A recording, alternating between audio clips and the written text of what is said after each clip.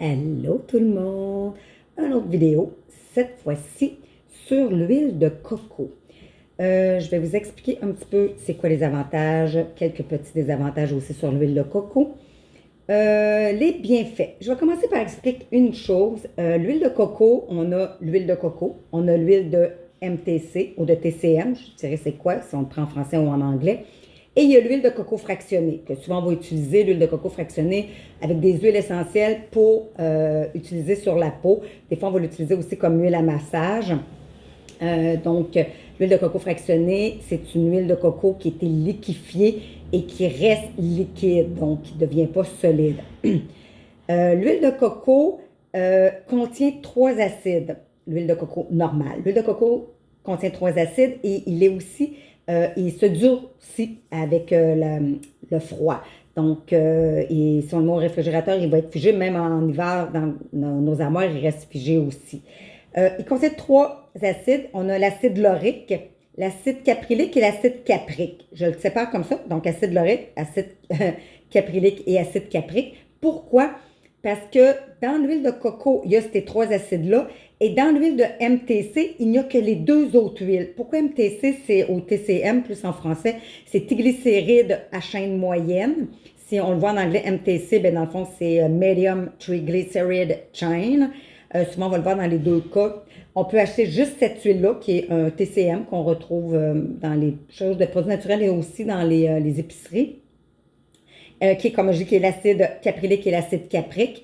Et si on a l'huile de coco normale qu'on retrouve, on va prendre à ce moment-là, on va avoir aussi, désolé, l'acide laurique.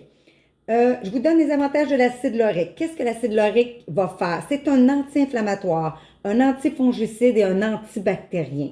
Donc, l'acide laurique dans l'huile de coco, c'est une des raisons pourquoi il est excellent, l'huile de coco, pour les soins de la peau, les soins des cheveux et la bouche aussi. On l'utilise beaucoup. Les gens vont dire, je ferai un bain de douche le matin. Oui, surtout le matin parce que toutes nos bactéries ont remonté à la surface. Bien, pas toutes, mais une partie remonte à la surface sur la langue. De passer de l'huile de coco dans la bouche permet d'enlever une partie justement des microbes, des infections et tout, donc des bactéries et de le recracher après. Donc, ceux qui font des bains de bouche.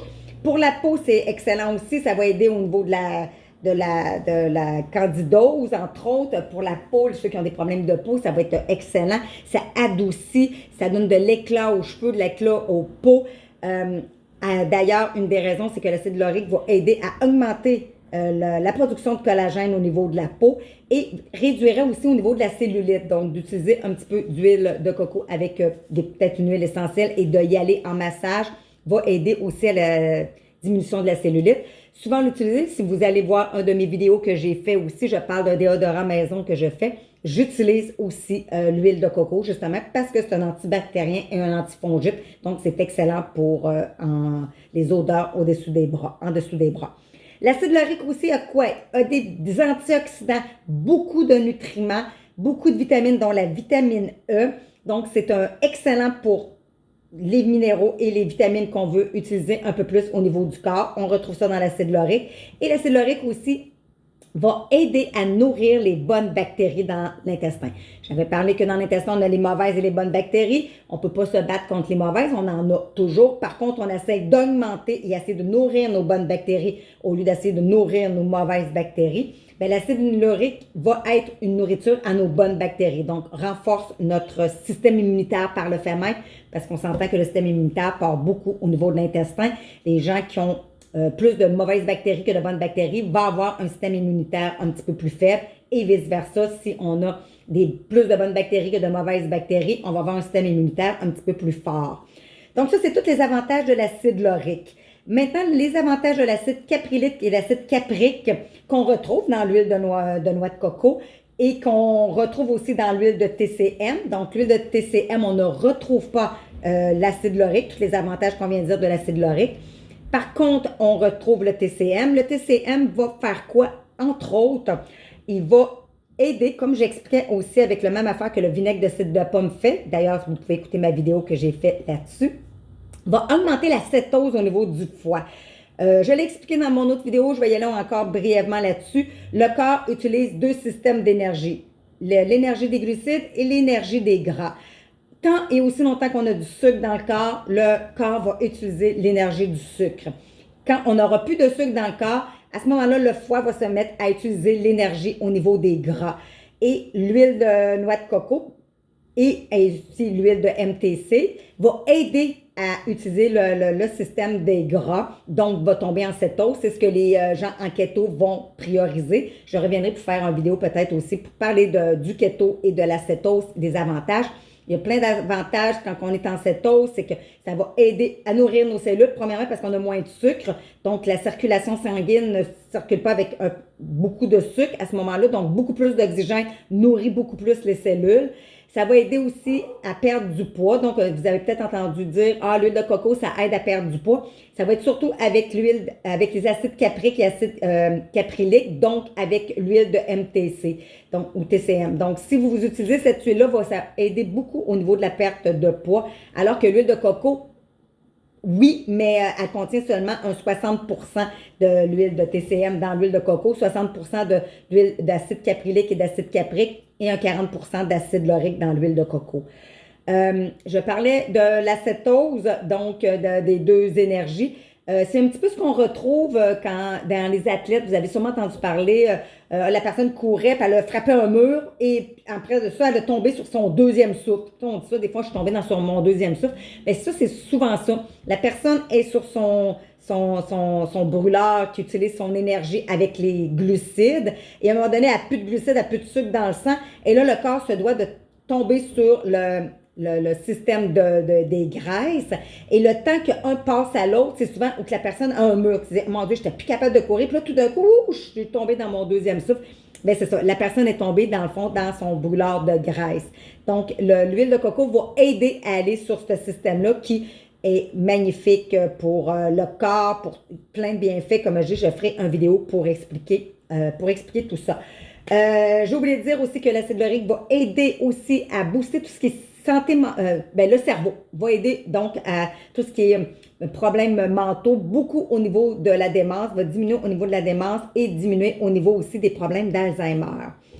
Voilà tous les bons bienfaits qu'on peut retrouver au niveau de l'huile de coco. Et là, je vous vois venir, je sais qu'il y a des gens qui vont me dire « Wow, l'huile de coco contient énormément de gras saturé et le gras saturé, c'est mauvais pour la santé, il faut ne pas en prendre. » Je m'explique sur le gras saturé, oui, ça c'est complètement vrai. L'huile de coco contient beaucoup de gras saturé. Deux choses ou trois choses, je vais expliquer quelques petites affaires sur le gras saturé. Premièrement, les études qui avaient été faites sur le gras saturé dans les années 50-60, il y en a eu 3 ou 4. Là-dessus, il a fait des études que le gras saturé nuisait au niveau de tout le système cardiovasculaire. Suite à ça, ce qu'ils se sont rendus compte, c'est que le gras saturé va être différent d'un gras saturé végétal versus d'un gras saturé animal. Il va être aussi différent du fait avec l'huile de coco qui est végétale, qui aussi contient des nutriments et des vitamines qui fait que le corps va mieux reconnaître ce gras-là pour être capable de le défaire, contrairement à un gras saturé qui n'a pas tout ça autour de lui. Ça, c'est la première chose. La deuxième chose, ils se sont rendus compte que l'huile de coco mélangée avec les 5 whites, je vous explique c'est quoi les 5 whites, l'huile de coco mélangée avec les 5 whites vient de quintupler, j'ai dit l'huile de coco, pas juste l'huile de coco, mais le gras saturé mélangé avec les 5 whites. C'est quoi les 5 whites? Le riz blanc, la farine blanche, le sel blanc, les produits laitiers et le sucre blanc. Donc, ces 5 blancs-là, donc les 5 whites, mélangés avec un gras saturé, est très, très, très néfaste pour la santé. Donc, dans les études, ils n'ont pas été capables de voir ou ils n'ont pas pris, parce qu'il y a eu une propagande suite à ces quelques études-là dans les 50-60, qu'il ne faut plus manger de gras saturé, c'est dangereux pour la santé, ça nuit au système cardiovasculaire. Ils n'ont pas fait le lien sur le fait que c'est les 5 whites. Les 5 whites, premièrement, sont très néfastes pour la santé. Je ferai une vidéo aussi pour expliquer le côté néfaste des 5 whites. Et les 5 whites mélangés avec un gras saturé, c'est explosif. Donc, si on veut utiliser de l'huile de coco, idéalement, on n'utilise pas l'huile de coco avec les 5 whites. Donc, on l'utilise avec des légumineuses, on peut l'utiliser avec du quinoa, avec du riz sauvage, mais pas avec de la farine ou de la farine de coco, de la farine d'amande. Si on veut faire des desserts avec, ça serait excellent, avec des noix. Donc, on ne le mélange pas avec la farine blanche. Donc, faire un dessert avec la farine blanche et de l'huile de coco, on parle de gras saturé avec un day white, c'est néfaste pour la santé. Donc, ne vous privez pas de prendre de l'huile de coco parce que ça a plein de bienfaits. Vous pouvez l'utiliser pour la peau, vous pouvez l'utiliser pour les cheveux, vous pouvez l'utiliser pour à l'intérieur de vous parce que ça a énormément de bienfaits. Ne le mélangez pas naturellement avec un des 5 whites et j'espère que ça va bien vous servir. Si vous avez des questions, ne vous gênez pas. Ne vous gênez pas non plus pour vous abonner à ma chaîne YouTube Nadine Savard, chaîne YouTube, que je donne plein d'idées de Q sur la santé et la nutrition et la santé en général. Et comme je précise toujours et que je vais repréciser encore une fois, la santé, ce n'est pas un élément. On ne peut pas couper ou fractionner, en tout cas, mettre en boîte la santé. La santé, c'est un état global, c'est beaucoup de choses en même temps. Donc, on ne peut pas dire, je prends de l'huile de noix de coco, ma santé est parfaite, ou je prends du vinaigre de cidre de pomme, ma santé est parfaite.